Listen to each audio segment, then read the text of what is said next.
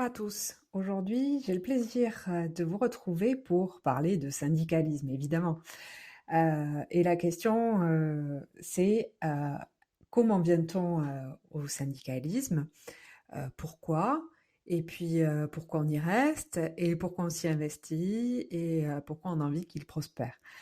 Alors, pour répondre tout de suite à la première question, comment on vient au syndicalisme? On voit plusieurs types, évidemment, de personnes qui viennent vers nous. Alors, si je prends mon propre exemple, un jour, j'ai pris mon téléphone pour appeler un syndicat, je ne savais pas trop lequel, parce que la direction des ressources humaines ne répondait pas à nos questions et j'avais besoin d'une réponse. Et voilà, et j'ai pris mon téléphone et ma collègue me dit, mais qu'est-ce que vous faites? Enfin, vous voyez.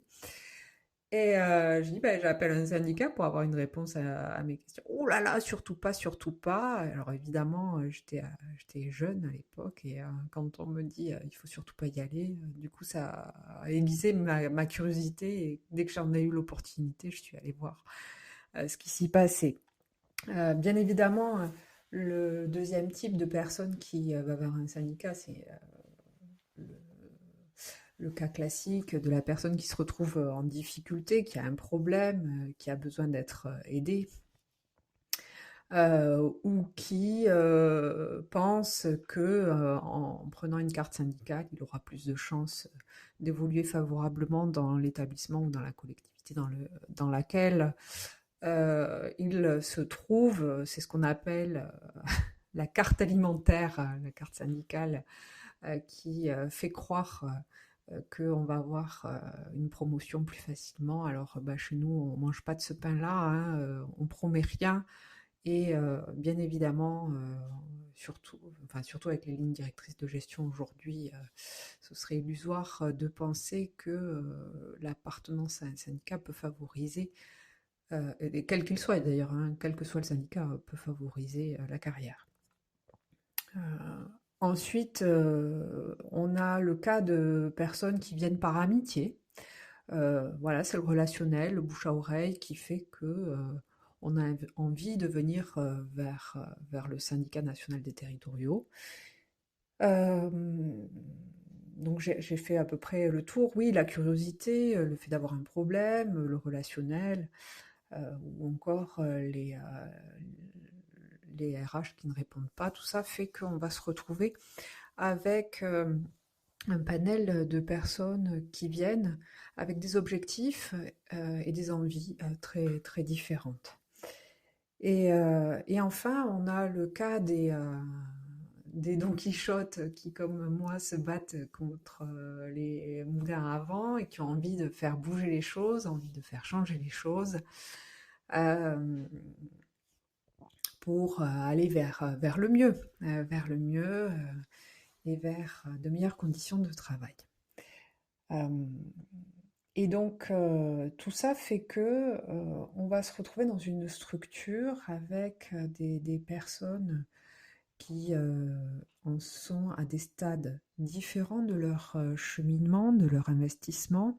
Certains sont juste en attente de soutien et n'ont pas la force, même parfois déjà de tenir sur leurs jambes au sens premier du terme, parce qu'ils sont, voilà, ils ont fait un burn-out, ils sont très fatigués, etc. Puis on a d'autres qui les portent. Voilà, c'est la force du groupe. Et, euh, et ce sont parfois ceux qui ont eu du mal à se tenir sur leurs jambes qui, plus tard, vont tenir la main de ceux qu'ils vont rencontrer sur leur chemin syndical, les aider parce qu'ils sont restés dans la structure, parce qu'ils y ont pris goût, parce qu'ils s'y sont fait des amis, parce que ils ont besoin ou envie d'aider à leur tour. Et donc voilà comment on passe du simple sympathisant au militant. Alors bien sûr, les gens restent parce qu'ils adhèrent à nos valeurs. Je ne vais pas vous refaire le topo sur nos valeurs, mais bon, il est quand même essentiel à savoir que on essaie d'être toujours le plus possible aligné avec nos exigences d'intégrité, de respect de ce qui, de ce qui fait qu'on est venu au SNT. Voilà, avec en premier lieu la bienveillance, on en parle beaucoup, mais c'est un mot qui devient presque galvaudé. Mais on veut, on essaie de maintenir ça au maximum en faisant le plus possible preuve de pédagogie, d'accompagnement. Ça marche pas toujours, hein, il arrive parfois que, on rencontre des difficultés, y compris à l'intérieur même de notre structure, et c'est la raison pour laquelle on a d'ailleurs créé un comité d'éthique, une espèce de comité de sages, de vieux sages, ils sont pas tous vieux, qui est chargé de résoudre les divergences de points de vue qui se seraient un peu cristallisées. Donc, quand on veut s'investir dans le syndicalisme, on a ce qu'on appelle des droits syndicaux, et du coup, on peut les mettre en œuvre. D'abord en se formant soi-même, et puis ensuite en participant à des actions collectives. Ces droits syndicaux sont des droits individuels qui sont inscrits dans le statut des fonctionnaires, hein, dans le statut de la fonction publique. Donc ce ne sont pas des droits qui appartiennent aux syndicats qui les distribuent comme des bonbons. Ce sont des droits qui appartiennent à chacun d'entre nous et qui peuvent être exercés auprès d'un ou plusieurs syndicats. Si vous voulez avoir plusieurs cartes syndicales, vous pouvez.